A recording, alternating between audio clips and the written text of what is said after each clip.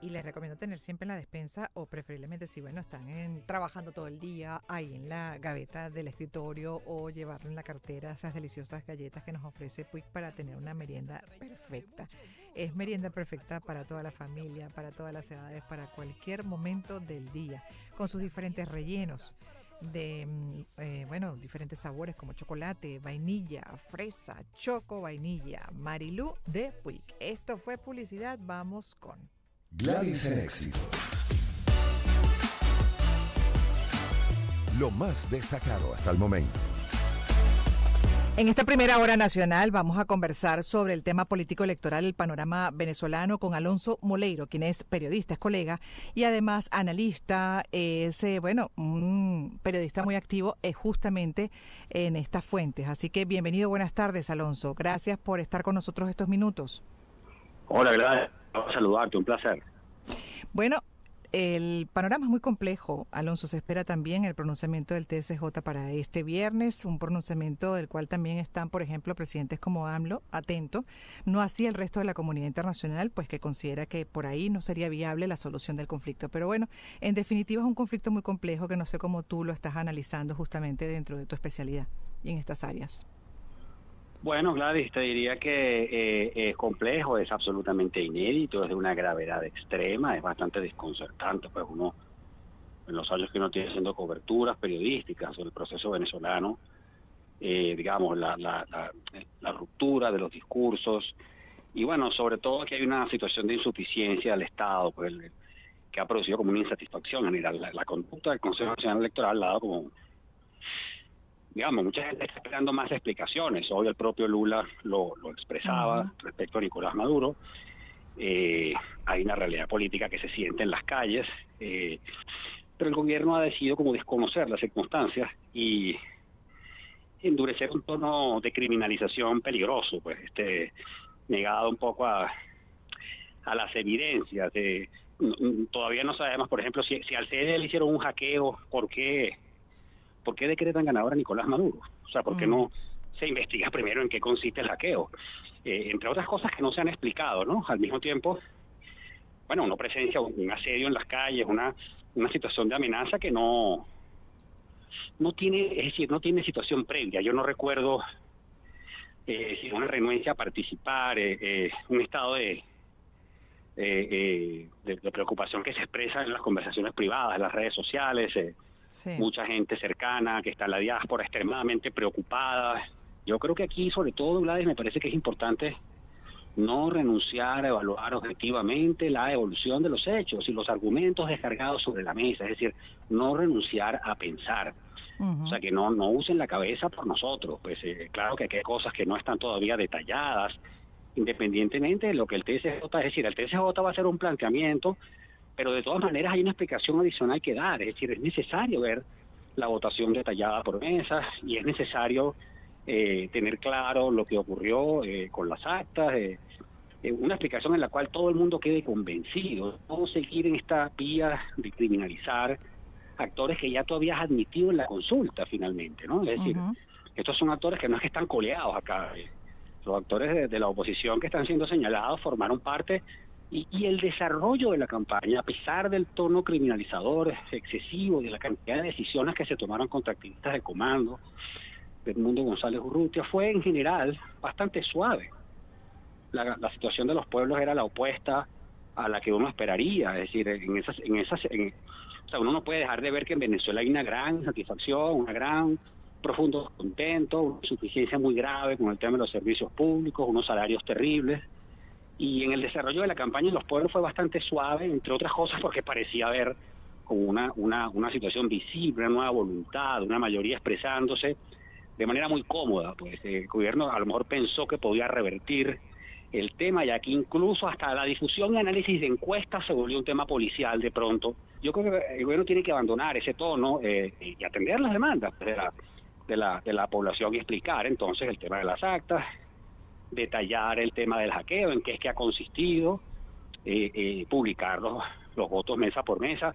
Esto es un asunto que hasta Francisco Arias Cárdenas, pues gente del propio gobierno con mucha sutileza ha expresado, y que coloca la situación de la opinión pública en un marco complejo y muy peligroso, porque entonces acá cualquier matiz interpretativo se podría prestar a que se tomen decisiones, o sea, que la situación, el debate de opinión pública pierda definitivamente la cordura, pues que es lo que a mí más me inquieta en este caso. Pues, Claro. y bueno, queda una cantidad de meses, esta cantidad de meses en desarrollo, de un marco político que, bueno, va a ser complejo, en el cual, por supuesto, que hay que decir que el gobierno tiene, digamos, las blancas, el que juega primero, el marco de la situación puede mucho depender de lo que el gobierno haga o deje de hacer, de alguna inflexión interpretativa en esta situación. Sí, pero bueno, a eso está apelando también el liderazgo opositor, ¿no? A que se puedan sentar, llegar a una negociación dentro de lo que acabas de explicar y muy bien, y que se basa en la norma electoral, porque además no podemos perder de vista, Alonso, que todo lo que se está pidiendo está en la norma electoral, está en el marco legal venezolano, no es que se está pidiendo algo diferente, ¿no? Y también que le corresponde al poder electoral. La judicialización también es parte de lo que se cuestiona, que el TSJ pues emita opinión de repente este viernes y considere que ya es cosa hasta juzgada, que definitivamente los resultados del poder electoral son irrefutables. La verdad es que no creo que resuelva el problema, ¿no? Esta complejidad que demanda sí o sí pues esa revisión de acuerdo a la norma electoral, que vendría después, que de repente no se puede ni tocar el tema porque el TSJ decidió que es cosa juzgada y punto. A lo interno, digo yo, porque lo externo es imparable, creo. Eso es lo que yo me temo que puede ocurrir, pues una decisión encriptada donde un máximo tribunal diga esto y que diga lo contrario, está desobedeciendo las leyes, entonces ya se le plantea un tema y entonces no hay argumentos, o sea, no se sabe, no se pueden contar los votos, no se pueden ver las actas, no se puede, niegas otras actas, pero dices que no hay actas. O sea, no es consistente lo que está ocurriendo y de verdad que yo, pues, bueno, la verdad es que a mí no me viene a la cabeza, salvo quizás la elección convocada por Marcos Pérez Jiménez en 1952 contra URD, es la cosa que más se acerca a lo que estamos viviendo, porque además aquí hay que ver una cosa que está muy clara, que forma parte de la dinámica normal de la política, cuando no tiene esa interpretación fanatizada y religiosa que la extrema izquierda chavista le da a la política, que es, digamos, negar al otro, negar la diferencia. Es decir, no es justo que el chavismo diga que la oposición o las corrientes ciudadanas que se lo pongan son necesariamente fascistas o de extrema derecha. Es decir, aquí hay una confluencia de fuerzas ciudadanas que, bueno, están justificadamente cansadas de un estado de cosas que tiene 25 años. Son señalamientos continuos y acumulados, con unos resultados sobre petróleo de Venezuela o sobre la diáspora que están a la vista. Entonces, ¿por qué es que uno no tiene derecho a hacerse el planteamiento, incluso siendo chavista, digo yo, ¿no? O sea, pedir una explicación, no taparse los ojos con pura emoción, diciendo, bueno, somos los libertadores de Venezuela y ustedes son la ultraderecha, porque bueno, con eso entonces no hay debate público, no hay manera de argumentar nada, sino que todo se vuelve un asunto de etiqueta, y es un juego, digamos, de naipes con cartas marcadas. Pues es una situación que plantea problemas graves en el futuro con el tema del voto, por ejemplo. ¿Cómo fundamentamos ahora la confianza del voto al futuro? Un tema que es sagrado, que ha sido hasta ahora una especie de certeza, incluso en un momento como este, que puede pasar. Lo que pasa es que además incluso tú estás hablando del futuro, Alonso, pero también lo otro es que el grueso de la población, y se podría también decir de la comunidad internacional, está esperando que este presente se defina, que este presente se resuelva sobre la base de, insisto, la norma electoral. Entonces ni siquiera podemos hablar de un futuro. Estamos en desarrollo ya 19 días del 28 de julio sin las conclusiones que la mayoría espera, ¿no? Sin esa base, ese soporte, el tema es que ese esto se pueda volver fundamento crónico o no. O sea, la razón asiste a determinadas circunstancias, pero el gobierno está muy atrincherado en torno a la idea de que no le va a dar el país a la ultraderecha. Y sobre esa realidad construye un discurso policial. Con lo cual, pues, entonces, claro, digamos, a lo que tú demuestras lo contrario, estás en un estado como de sospecha, Sí. ajeno a la política, ajeno a la legalidad, al Estado de Derecho, a los derechos constitucionales.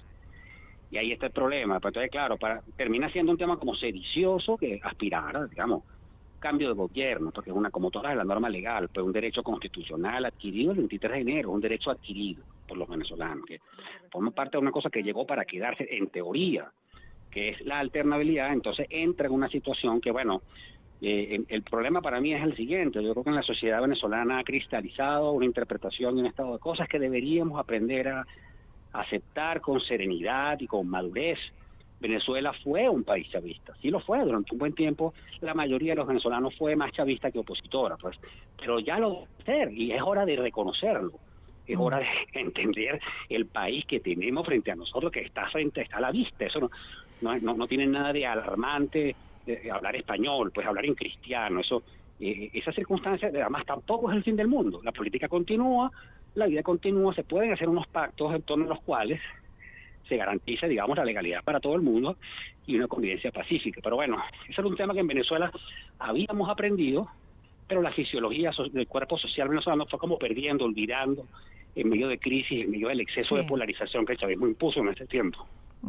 Para nada favorable, poco saludable, exactamente todo lo contrario, contraproducente para el desarrollo y las aspiraciones de toda la población y de un país, ¿no?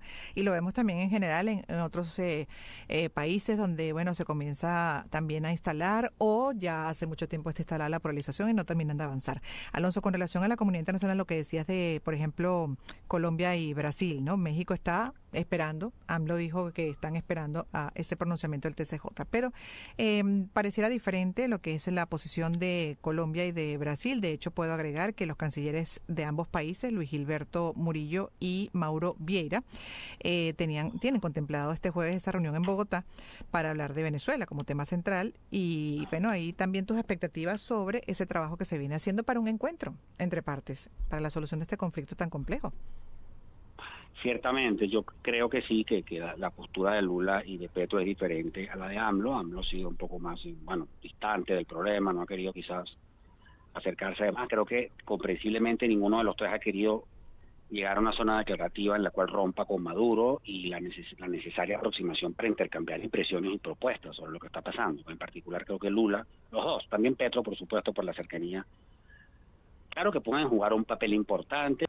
Uno con los años va aprendiendo también que las gestiones diplomáticas tienen un límite y que la comunidad internacional tampoco hace magia y no puede intervenir, digamos. Todas las cosas que hace tienen que ser pensando a veces en un equilibrismo político un poco extraño, porque son siempre como diseñadas para que el chavismo no se irrite de más y poder decirle cosas. Entonces, por supuesto, en una situación donde evidentemente todo es en contrario, porque por alguna vez en la vida eso puede ocurrir, o sea, el invicto no existe, la estática, salvo que te quieras convertir en Corea del Norte, el invicto no existe, la dinámica es así.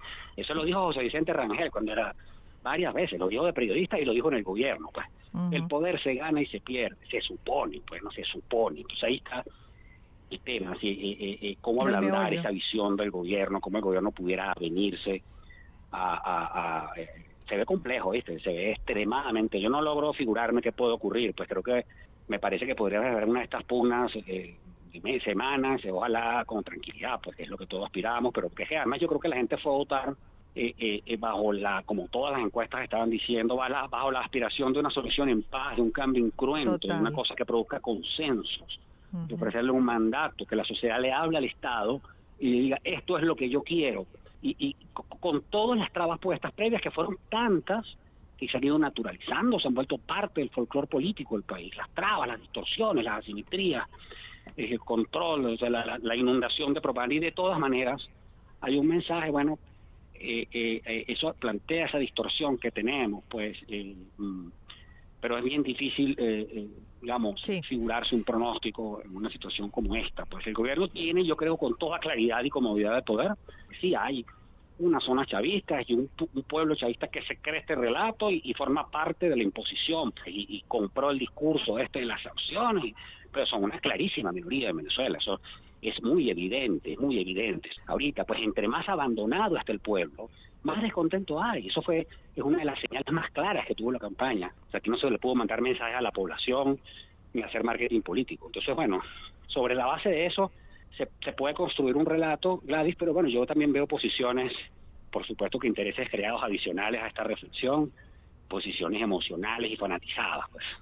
Que son siempre muy peligrosas, exactamente. Sí. Alonso, te tengo que dejar por razones de tiempo, pero si no me quedaría hablando contigo. La realidad y que lo comparto es que, bueno, el escenario es muy complejo y la verdad es que todo está dentro del terreno de la especulación, pues es muy difícil estimar, ¿no?, qué puede pasar para Venezuela. Lo cierto es que muy difícil. Sí. Muy difícil, lo cierto es que abogo igual que tú, bueno, a la base, a la norma, al entendimiento, al encuentro, al reconocimiento de esa realidad que, como bien dices tú, es contundente y se expresó además a través de del voto el 28 de julio. Gracias, Alonso. Alonso Moleiro, periodista, es analista también y, bueno, especializado en estas justamente fuentes como la político y electoral. Una vez más, bueno, para ti, feliz tarde y para ustedes, quédense ahí que en breve regresaremos. Tenemos que hacer una pausa.